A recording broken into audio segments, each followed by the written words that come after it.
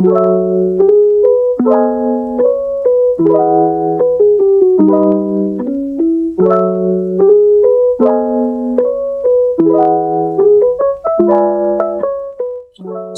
warahmatullahi wabarakatuh.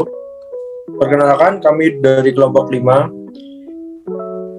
Di kesempatan kali ini, kami akan menjelaskan tentang perusahaan dalam pasar kompetitif.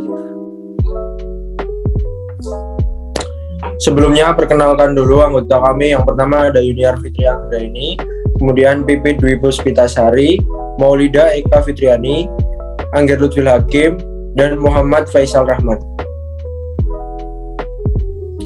Yang pertama ada perusahaan dalam pasar kompetitif. Perusahaan dalam pasar kompetitif memiliki tujuan analisis berupa memeriksa bagaimana cara perusahaan membuat keputusan produksi dalam pasar kompetitif. Apa yang dimaksud dengan pasar kompetitif? Pasar kompetitif merupakan pasar yang terdiri dari banyak penjual dan pembeli yang memperdagangkan produk yang sama. Pada pasar ini, setiap pembeli dan penjual juga dikatakan berperan sebagai penerima harga. Kemudian syarat pasar kompetitif. Yang pertama, ada banyak penjual dan pembeli dalam pasar tersebut. Yang kedua, barang yang ditawarkan oleh banyak penjual sama besarnya. Dan yang terakhir, perusahaan bebas masuk atau keluar pasar. Nah, berikut contoh pengaplikasian pasar kompetitif. Di sini kami mengambil contoh dari pasar buah. Di pasar buah, yang pertama banyak penjual dan pembeli sehingga tindakan dari keduanya tidak terlalu berpengaruh pada harga pasar. Kemudian, barang yang ditawarkan penjual sama besarnya. Para penjual dalam pasar buah ini juga memiliki kontrol terhadap harga atau dapat dikatakan harga telah ditentukan oleh pasar.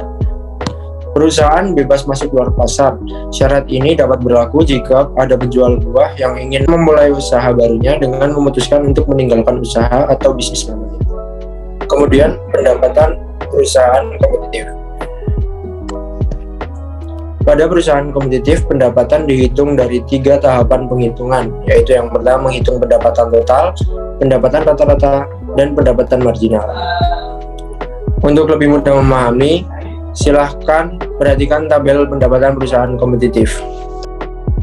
Di sini ada tabel menunjukkan perusahaan Smith Farm yang mengambil harga yang ditentukan oleh pasar, karena perusahaan Smith Farm ini termasuk dalam pasar kecil jika dibandingkan dengan pasar susu di dunia. Dalam tabel ini ada kolom jumlah, harga, pendapatan total, pendapatan rata-rata, dan pendapatan marginal. Nah, jumlah ini disimbolkan atau dilambangkan dengan huruf Q, harga dengan P, pendapatan total dengan TR, pendapatan rata-rata dengan HR, dan pendapatan marginal dengan MR.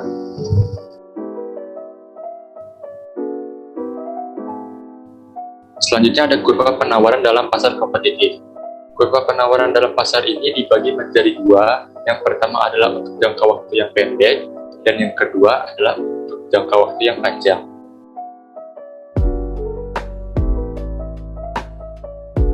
Jangka yang pendek, penawaran pasar dengan jumlah perusahaan yang ketat. Jumlah produk yang menyuplai pasar sama dengan jumlah penawaran oleh masing-masing perusahaan dari 1.000 perusahaan yang ada. Dengan demikian, untuk menurunkan kurva penawaran pasar, kita menambah jumlah penawaran oleh setiap perusahaan di pasar seperti yang ditunjukkan oleh panel berikut. Karena perusahaannya sama, jumlah penawaran ke pasar adalah 1.000 dikali jumlah penawaran oleh masing-masing perusahaan. Selanjutnya yang kedua ada kurva penawaran jangka panjang. Artinya kondisi ini penawaran pasar dengan adanya perusahaan yang masuk dan keluar.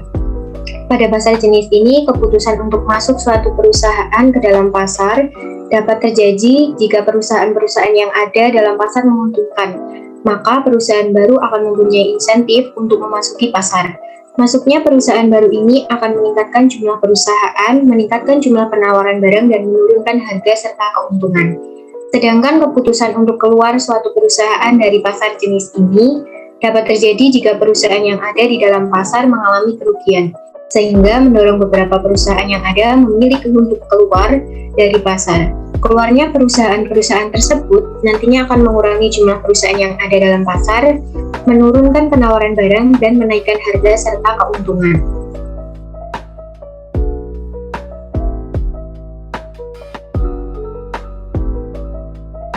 Selanjutnya, perubahan permintaan pada kurva jangka pendek dan jangka panjang. Perubahan ini terjadi direspon dari rentang waktu ke waktu, karena perusahaan dapat memasuki atau keluar pasar hanya dalam jangka panjang, namun tidak dalam jangka pendek. Selain itu, analisis berikut juga akan menunjukkan bagaimana pasar merespon dari waktu ke waktu dan juga menunjukkan bagaimana masuk dan keluarnya perusahaan mengarahkan pasar pada keseimbangan jangka panjangnya.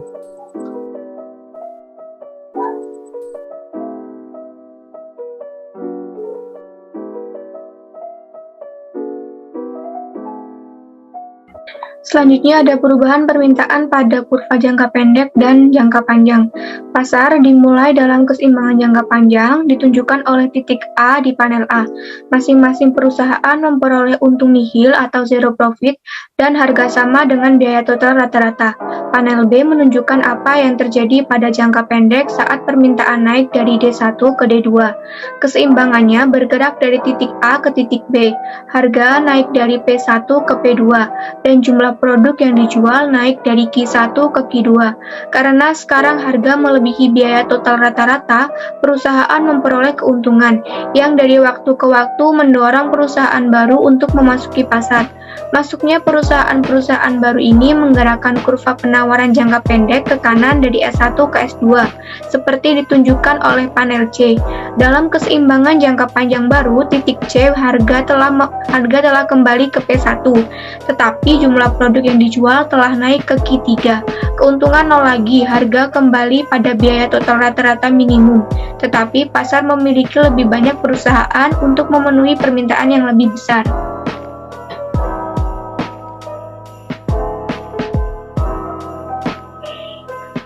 Penyebab kurva penawaran jangka panjang kemiringannya positif. Yang pertama adalah karena beberapa bahan yang digunakan dalam proses produksi tersedia dalam jumlah terbatas. Contohnya pasar untuk produk-produk pertanian. Semakin banyak orang yang menjadi petani, harga lahan pertanian menjadi naik, yang menaikkan biaya semua petani di pasar.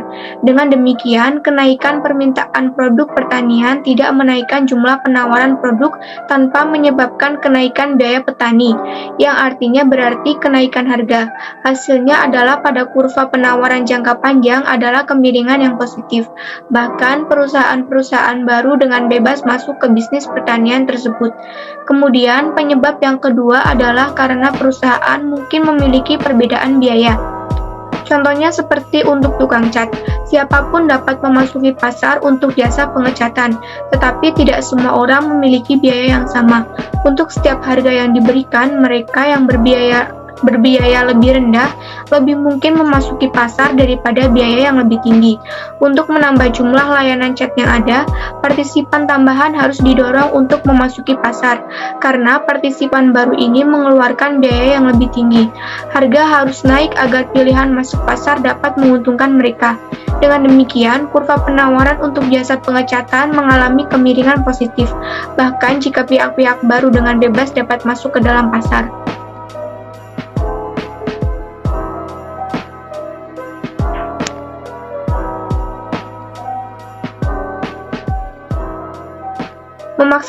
Memaksimasi profit atau laba. Tujuan dari suatu perusahaan kompetitif adalah memperoleh keuntungan semaksimal mungkin, yang sama dengan pendapatan total atau total revenue dikurangi biaya total atau total cost. Jika laba dinotasikan pendapatan total sebagai TR dan biaya total adalah TC, maka seperti di bawah ini rumusnya. I sama dengan TR min TC, profit sama dengan total revenue dikurangi total cost. Perusahaan dikatakan memperoleh laba kalau nilai P positif atau P lebih dari 0, di mana TR lebih besar daripada TC.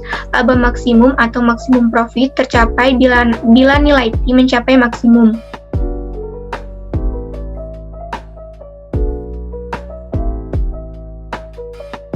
Contoh grafik untuk kurva biaya marginal dan keputusan penawaran perusahaan dapat dilihat sebagai berikut.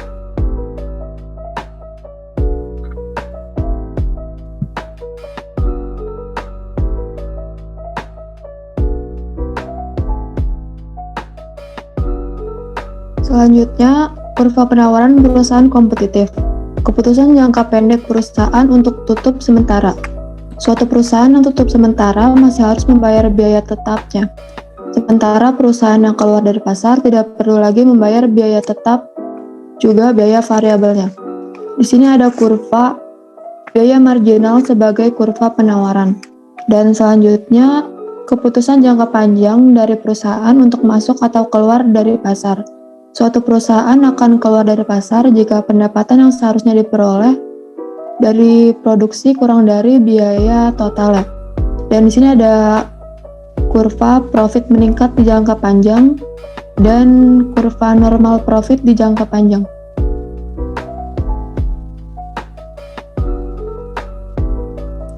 Untuk mengukur keuntungan dari grafik perusahaan kompetitif, itu kita bisa menggunakan rumus TR per Q min TC per Q dikali Q.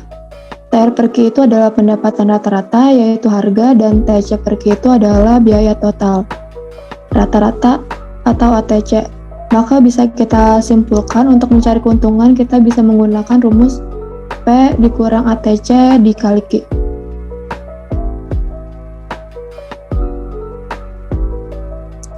Selanjutnya studi kasus yaitu pasar ikan hias di Parung, Bogor.